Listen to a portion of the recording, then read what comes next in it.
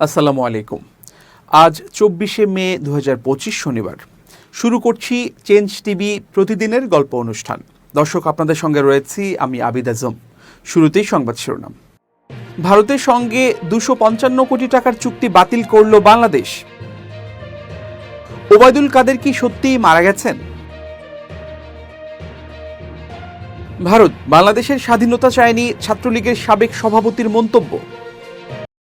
এবার বিস্তারিত। ভারতের পশ্চিমবঙ্গ রাজ্যের একটি কোম্পানির সঙ্গে ২,১০,০০,০০০ মার্কিন ডলার মূল্যের একটি চুক্তি বাতিল করেছে বাংলাদেশ। ভারতের প্রথম সারির একাধিক সংবাদ মাধ্যমের খবরে এই চুক্তি বাতিলের তথ্য জানানো হয়েছে। দেশটির গণমাধ্যম বলছে, চুক্তির আওতায় কলকাতা ভিত্তিক এই প্রতিরক্ষা কোম্পানির কাছ থেকে নৌবাহিনীর জন্য $2,১০,০০,০০০ বা প্রায় ২৫৫ কোটি টাকার ট্রাক বোর্ড কেনার কথা ছিল বাংলাদেশের। গত শনিবার ভারত তাদের স্থলবন্দর দিয়ে বাংলাদেশের তৈরি পোশাকসহ বিভিন্ন পণ্য পরিবহনে নিষেধাজ্ঞা দেয়। এরপরই বাংলাদেশের পক্ষ থেকে নৌবাহিনীর ট্রাক বোর্ড কেনার ক্রয়াদেশ বাতিলের সিদ্ধান্ত আসলো বলে জানিয়েছে ভারতীয় গণমাধ্যম। প্রতিবেদনে বলা হয়েছে, প্রধান উপদেষ্টা ডক্টর মোহাম্মদ ইউনূস ভারতের উত্তর পূর্বাঞ্চলীয় সেভেন সিস্টার্সকে স্থলবেষ্টিত অঞ্চল হিসেবে আখ্যা এবং এই অঞ্চলে সমুদ্রের একমাত্র অভিভাবক হিসেবে বাংলাদেশকে অভিহিত করেছিলেন। একই সঙ্গে চীনকে এই অঞ্চল ব্যবহার করে ব্যবসা সম্প্রসারণের প্রস্তাব দেয়ায় ভারত সরকার তাদের স্থলবন্দর দিয়ে বাংলাদেশের পণ্য পরিবহনে নিষেধাজ্ঞা দিয়েছে। দেশটির প্রভাবশালী সংবাদ মাধ্যম ইন্ডিয়া টুডে বলেছে, বাংলাদেশ সরকার কলকাতার garden reach ship builders and engineers limited GRAC এর সঙ্গে ১৮০ কোটি রুপি বা প্রায় ২৫৫ কোটি টাকার চুক্তি বাতিল করেছে। এই কোম্পানিটি ভারতের প্রতিরক্ষা মন্ত্রণালয়ের আওতায় পরিচালিত হয়।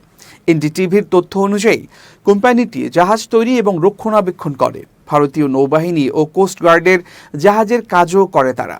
কোম্পানিটি দেশের পুঁজিবাজারকে বলেছে, আমরা আপনাদের জানাচ্ছি বাংলাদেশ সরকার তাদের ক্রয়াদেশ বাতিল করেছে। সংবাদ মাধ্যম হিন্দু বিজনেস লাইন বলেছে, বাংলাদেশ সরকার ও এই কোম্পানির পারস্পরিক আলোচনার মাধ্যমে ক্রয়াদেশ বাতিল করা হয়েছে। কলকাতা ভিত্তিক কোম্পানি GRAC বাংলাদেশের কাছ থেকে ৮০০ টন ওজনের ট্রাক বোটটি তৈরির আদেশ পেয়েছিল। গত বছরের জুলাইয়ে ভারতীয় এই কোম্পানির প্রতিনিধি এবং বাংলাদেশ নৌবাহিনীর উচ্চপদস্থ কর্মকর্তাদের মধ্যে ট্রাক বোট কেনার চুক্তিটি অনুষ্ঠিত হয়। ২০২৩ সালে ঢাকা ও নয়াদিল্লির প্রতিরক্ষা খাতে $৫০০ মিলিয়ন ঋণ সহায়তা চুক্তি হয়। সেই চুক্তির আওতায় এই ট্রাক বোটটি ছিল প্রথম বড় কোনো ক্রয়াদেশ। ভারতীয় এই ঋণের মাধ্যমে বাংলাদেশের অন্য আরও অবকাঠামো তৈরি করা হচ্ছে, যেগুলো সাবেক প্রধানমন্ত্রী শেখ হাসিনার আমলে শুরু হয়। ইটিভি ভারতের তথ্য অনুযায়ী গত ৮ বছরের বাংলাদেশকে ভারত লাইন অফ ক্রেডিটের আওতায় $৮ বিলিয়ন দিয়েছে। স্বৈরাচার হাসিনার অন্যতম কাছের মানুষ তার নিষিদ্ধ দল আওয়ামী লীগের সাধারণ সম্পাদক ওবায়দুল কাদের সিঙ্গাপুরে মারা গেছেন, এমন দাবিতে সম্প্রতি সামাজিক মাধ্যম ফেসবুকে একটি পোস্টার ছড়িয়ে পড়েছে, যা শেয়ার করে সামাজিক মাধ্যম শোকগাথায় রূপ দিয়েছেন ফ্যাসিস্ট হাসিনার দোসররা। এতে উল্লেখ করা হয়েছে, ২৩ মে কাদেরের মরদেহ বাংলাদেশে আনা হবে এবং তার প্রথম জানাজা নোয়াখালীতে অনুষ্ঠিত হবে। এছাড়াও পোস্টারে তার মরদেহের ছবি হিসেবে হাসপাতালের বিছানায় শুয়ে থাকা একটি ছবিও ব্যবহার করা হয়েছে। পোস্টারটি সোশ্যাল মিডিয়ায় ভাইরাল হওয়ার পর চারদিকে প্রশ্ন উঠেছে, তবে কি সত্যিই মারা গেছেন ২৪-এর গণ অভ্যুত্থানে ছাত্র জনতার উপর সরাসরি গুলি চালানোর নির্দেশদাতা কাউয়া কাদের খ্যাত ওবায়দুল কাদের? বিষয়টি নিয়ে অনুসন্ধান করেছে আন্তর্জাতিক fact checking network rumour scanner. তাদের অনুসন্ধানে দেখা যায়, ওবায়দুল কাদেরের মারা যাওয়ার দাবিতে প্রচারিত তথ্যটি সঠিক নয়। প্রকৃতপক্ষে ২০১৯ সালে হার্টের ব্লক নিয়ে বঙ্গবন্ধু শেখ মুজিব মেডিকেল বিশ্ববিদ্যালয়ে ভর্তি হলে সে সময়ে কাদেরকে আইসিইউর ভেন্টিলেশন সাপোর্টে নেওয়া হয়। সেই মুহূর্তে ধারণ করা ছবিকে আলোচিত দাবিতে প্রচার করা হয়েছে। সুতরাং ওবায়দুল কাদের সিঙ্গাপুরের কিংস হাসপাতালে মৃত্যুবরণ করেছেন দাবিতে প্রচারিত তথ্যটি সম্পূর্ণ মিথ্যা এবং বানোয়াট।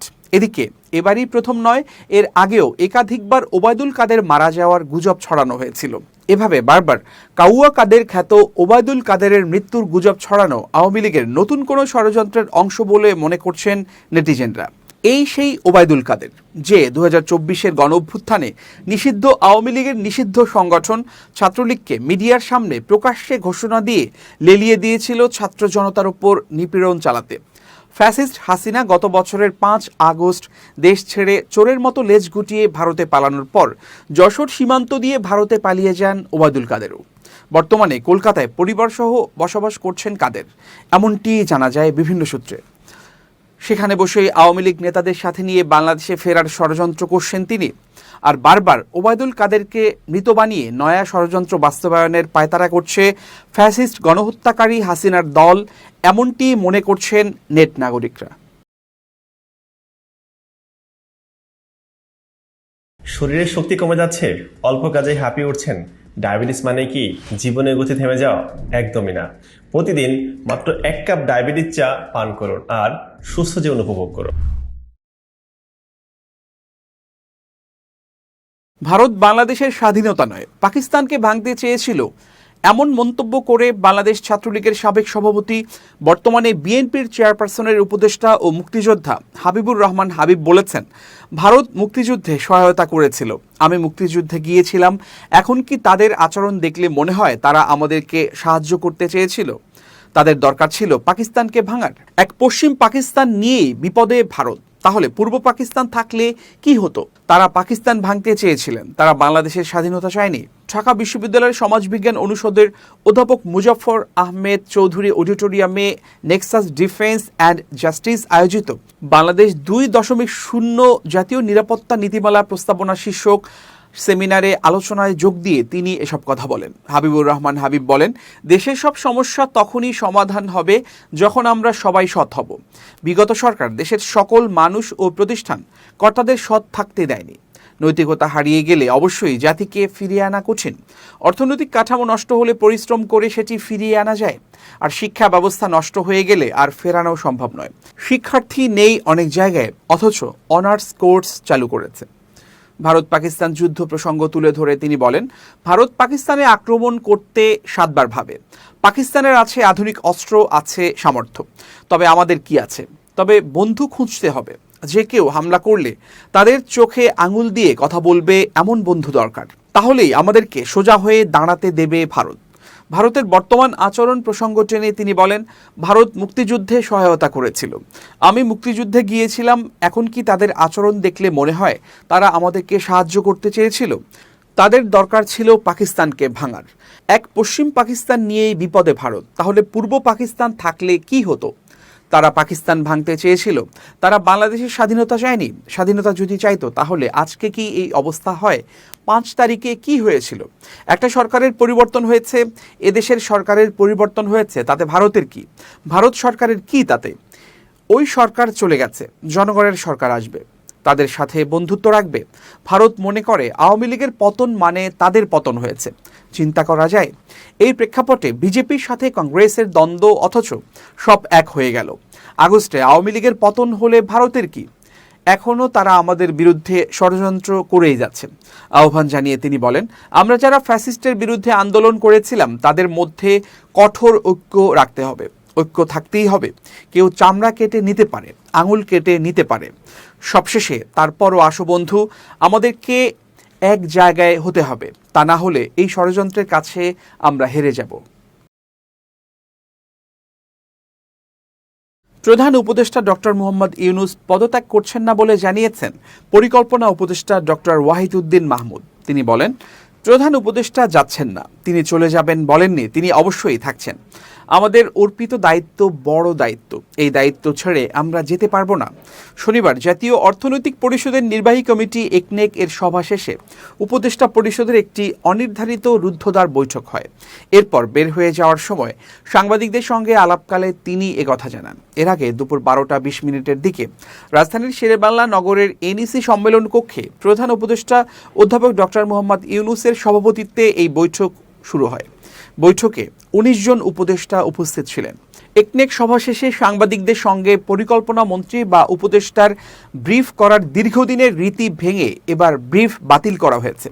একনেক বৈঠক শেষ হওয়ার পরপরই শুরু হয় উপদেষ্টা পরিষদের একটি অনির্ধারিত রুদ্ধদ্বার বৈঠক, যেখানে উপদেষ্টা পরিষদের সদস্য ছাড়া অন্য কাউকে উপস্থিত থাকতে দেয়া হয়নি। পরিকল্পনা মন্ত্রণালয়ের জনসংযোগ কর্মকর্তা মোহাম্মদ জসিমউদ্দিন গণমাধ্যমকে বলেন, আজ একনেক সভা পরবর্তী কোনো ব্রিফ হবে না। তিনি জানান, একনেক সভা শেষ হওয়ার পরপরই একই সভাকক্ষে উপদেষ্টা পরিষদের বৈঠক শুরু হয়েছে এবং একনেক সভার সারসংক্ষেপ পরবর্তীতে ইমেইলের মাধ্যমে পাঠানো হবে। সাম্প্রতিক রাজনৈতিক অস্থিরতা এবং বিএনপি এনসিপির মধ্যে চলমান টানাপোড়েনের মধ্যেই অন্তর্বর্তী সরকারের উপদেষ্টা পরিষদের সদস্যরা এই রুদ্ধদ্বার বৈঠক করেন।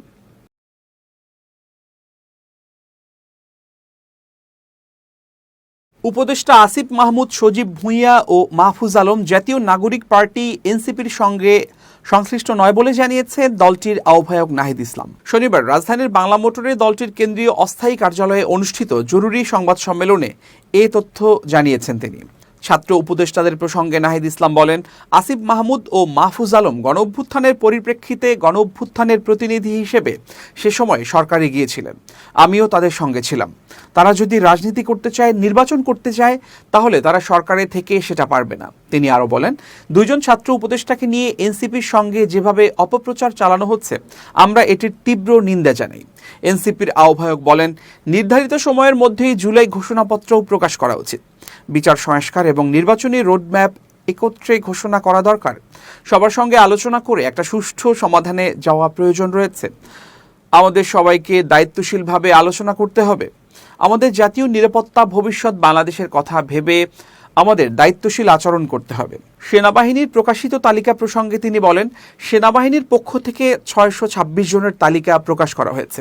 এই তালিকা যদি আগেই প্রকাশ করা হতো তাহলে জনমনে শঙ্কা তৈরি হতো না, সেনাবাহিনীর বিরুদ্ধে কেউ কথা বলতে পারত না। আমরা দেখেছি সেনাবাহিনীর সঙ্গে রাজনীতির একটা সম্পর্ক তৈরি হয়। 1/11-এর সময় আমরা দেখেছি এটা সুখকর নয়। বিগত সময়ে বিভিন্ন প্রতিষ্ঠানকে দলীয়করণ করা হয়েছে। মানবতা বিরোধী অভিযোগও তাদের বিরুদ্ধে রয়েছে। যেসব সেনা অফিসারের বিরুদ্ধে গুমের অভিযোগ রয়েছে, অনেকেই গ্রেপ্তার হয়নি বা কী অবস্থায় আছে আমরা জানি না। স্থানীয় সরকার নির্বাচন নিয়ে নাহিদ বলেন, স্থানীয় সরকার নির্বাচনের দিকে যাওয়া উচিত। নির্বাচন কমিশন আস্থার জায়গা হারিয়েছে বলে আমরা মনে করি। কাজেই নির্বাচন কমিশনকে আস্থাটা তৈরি করতে হবে অথবা দায়িত্ব ছেড়ে দিতে হবে। যদি বিদেশি কোনো ষড়যন্ত্রের কারণে ঘরোয়া কোনো চাপে ডক্টর ইউনূসকে পদত্যাগ করানো হয়, তবে ছাত্র জনতা এবার একেবারে বিপ্লবী সরকার গঠন করবে বলে মন্তব্য করেছেন জাতীয় নাগরিক পার্টি এনসিপির উত্তরাঞ্চলের সংগঠক মেহরাব সিফাত। মাদারীপুরের রাজৌর উপজেলার টেকেরহাট তালুকদার ডিজিটাল প্লাজায় অনুষ্ঠিত এনসিপির আলোচনা সভায় প্রধান অতিথির বক্তব্যে তিনি এ মন্তব্য করেন। মেহরাব সিফাত বলেন, আমরা 24-এর ছাত্র জনতা ডক্টর ইউনূসের ওপরে যে দায়িত্ব হস্তান্তর করেছি তা পূরণ করতে তিনি প্রতিজ্ঞাবদ্ধ। যদি বৈদেশিক চক্রের কোনো ষড়যন্ত্রের কারণে ঘরোয়া কোনো চাপের মধ্যে তাকে পদত্যাগ করানো হয়, ইতিহাসের পাতায় তা লেখা থাকবে। কিন্তু তার থেকেও সবচেয়ে বড় ইতিহাস আবার এই বাংলার মাটিতে তৈরি করতে ছাত্র জনতা তারা এবার একেবারেই বিপ্লবী সরকার গঠন করবে। তিনি বলেন, 24-এ রাজপথ রক্তে রঞ্জিত করা শহীদ ও আহত ছাত্র জনতার আত্মা ডক্টর ইউনূসের কাছে সমর্পণ করেছে এবং তাদের প্রতিজ্ঞাও ডক্টর ইউনূসের কাছে আছে। তিনি যদি আমাদের জন্য নতুন বন্দোবস্ত, সমাজ ব্যবস্থা, রাজনৈতিক ব্যবস্থা, শিক্ষা ব্যবস্থার রোডম্যাপ এবং বাস্তবায়নের প্রক্রিয়া শুরু না করে দিয়েই চলে যান, তাহলে জুলাইয়ের প্রতি তার এই বেইমানি আমরা সহ্য করব না। ছাত্র জনতার উদ্দেশ্যে মেহরাব সিফাত বলেন, আপনারা কেউ ঘরে ফিরে যাবেন না, মনে করবেন না যে দায়িত্ব শেষ হয়ে গেছে। আমাদের অনেক বেশি সংগঠিত হওয়া দরকার। যেহেতু 17 বছরের আওয়ামী জাহিলিয়াতের সময় একটি কেন্দ্রীয় ডাকে নিপীড়িত সকলে রাজপথে নেমেছিলেন, কিন্তু এবারের আন্দোলন ভাঙা নয়, গড়ার আন্দোলন। এবারের আন্দোলনে আমাদের নতুন ব্যবস্থা গড়ে দেখাতে হবে। ফ্যাসিবাদের বিরুদ্ধে দলমত নির্বিশেষে সকল গোষ্ঠীকে একতাবদ্ধ হতে হবে।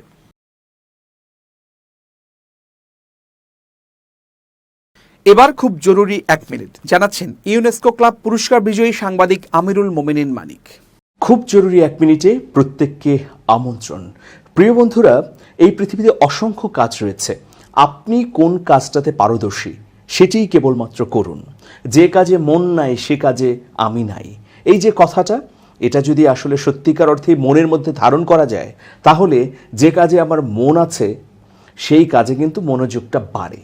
সুতরাং জোর করে, জবরদস্তি করে যখনই আপনি কোনো কিছু করতে চাইবেন মনের বিরুদ্ধে গিয়ে, তখন সেখানে সফলতার কোনো চিহ্ন খুঁজে পাবেন না, বরং অনীহা, ব্যর্থতা, হতাশা আপনাকে ঘিরে ধরবে। সুতরাং আজকে থেকেই আপনার পছন্দের কাজটি শুরু করুন এবং সাফল্যকে ছিনিয়ে আনুন। ভালো থাকবেন, শুভেচ্ছা নিরন্তর। এবার দেশের বাইরের খবর। তুরস্কে সেনাবাহিনী ও পুলিশের ৬৫ জন সদস্যকে গ্রেপ্তার করা হয়েছে। শুক্রবার ভোরে পরিচালিত এক বিশেষ অভিযানে তাদেরকে গ্রেপ্তার করা হয়। এর মধ্যে সেনা সদস্য ৫৬ জন এবং পুলিশের ৯ জন। ইস্তাম্বুল থেকে সংবাদ সংস্থা এএফপি এই খবর জানিয়েছে। গ্রেফতারকৃতদের বিরুদ্ধে অভিযোগ, প্রয়াত ধর্মপ্রচারক ও প্রেসিডেন্ট এরদোয়ানের প্রতিদ্বন্দ্বী ফেতুল্লাহ গুলেনের সংগঠনের সঙ্গে যুক্ত ছিলেন সেনাবাহিনী ও পুলিশের ওইসব সদস্য। তুরস্কের রাষ্ট্রীয় সংবাদ সংস্থা আনাদুলু জানিয়েছে ৫৬ জন সক্রিয় সেনা সদস্যকে শুক্রবারের অভিযানে গ্রেপ্তার করা হয়েছে। আরও ৭ জনের খোঁজ চলছে। অন্যদিকে হাল্ক টিভি জানিয়েছে গ্রেপ্তার হওয়া ৯ জন পুলিশ সদস্যের বেশিরভাগই ইস্তাম্বুলে কর্মরত ছিলেন। আনাদোলুর তথ্য অনুযায়ী ইস্তাম্বুল কেন্দ্রিক ৩৬টি প্রদেশে ফেতুল্লাহ সংগঠনের বিরুদ্ধে পরিচালিত অভিযানে ৫৬ জন সক্রিয় সেনা সদস্যকে আটক করা হয়েছে। তুরস্ক সরকার গুলেনের হিজমেত আন্দোলনকে বোঝাতে ফেতুল্লাহ সন্ত্রাসী সংগঠন নামটি ব্যবহার করে, যা একসময় নীরবে দেশটির বিভিন্ন খাতে ব্যাপক প্রভাব বিস্তার করেছিল।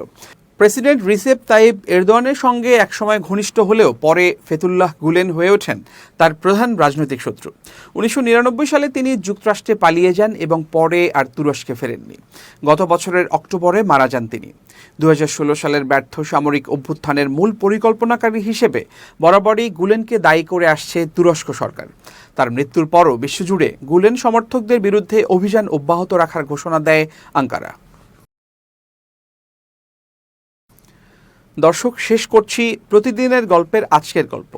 changetv.press বাংলাদেশের ইউটিউব জার্নালিজমের অগ্রদূত। ভিজিট করুন এর ওয়েবসাইট www.changetv.press, youtube.com/changetvpress এবং সাবস্ক্রাইব করুন চ্যানেলটি। নিয়মিত লাইক, কমেন্ট ও শেয়ার করে আপডেট রাখুন নিজেকে। ভালো থাকুন, নিরাপদে থাকুন, শুভেচ্ছা নিরন্তর। changetv.press, এক ফোঁটা হলুদও নেই।